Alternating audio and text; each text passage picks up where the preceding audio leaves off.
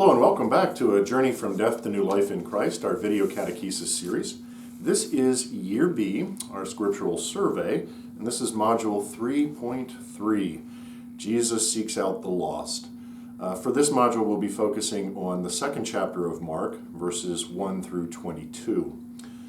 Now, as we make our way through Mark, we're seeing that in Mark's gospel, Jesus' ministry is going to quickly move to a point where Jesus seeks out precisely the very same people who have been rejected by religion and society.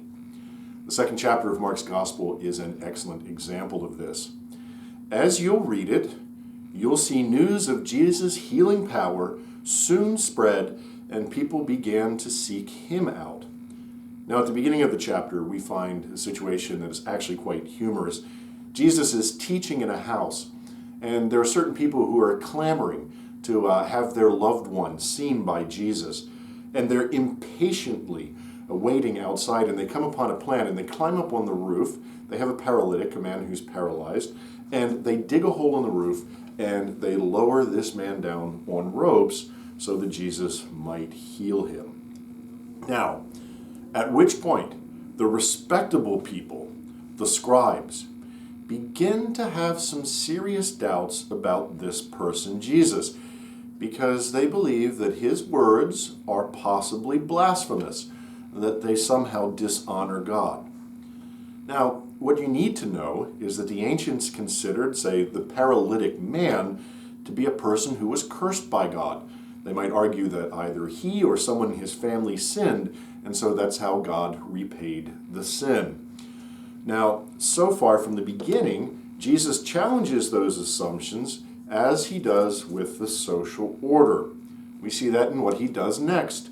He calls Levi a tax collector. What you need to know about that is tax collectors were considered to be traitors to Israel because they were servants of the occupational Roman government. And yet Jesus seeks out Levi, and we find that he dines with him and his friends who are listed in the Bible as tax collectors and sinners.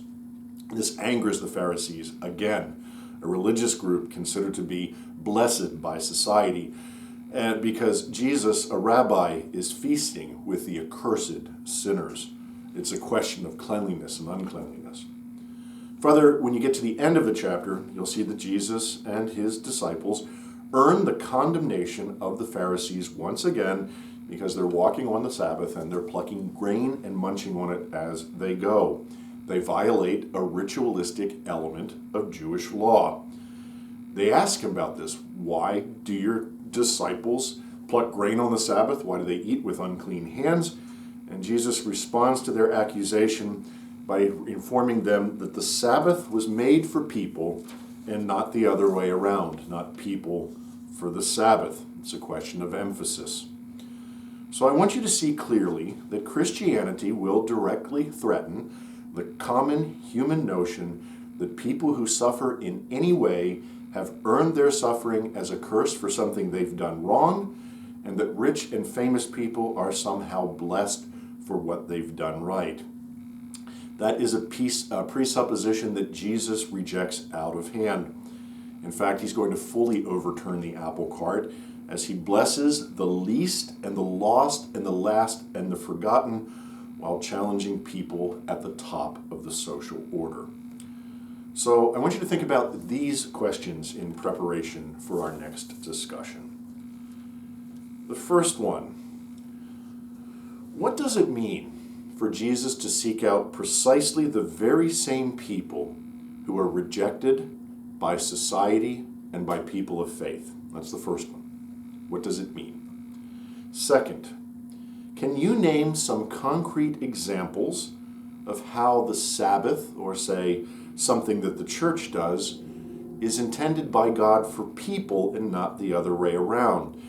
Say the notion that people were created for the simplistic notion of celebrating faith in some way. So I want you to wrestle with those questions and think about them. Then we'll meet for a discussion. Thank you.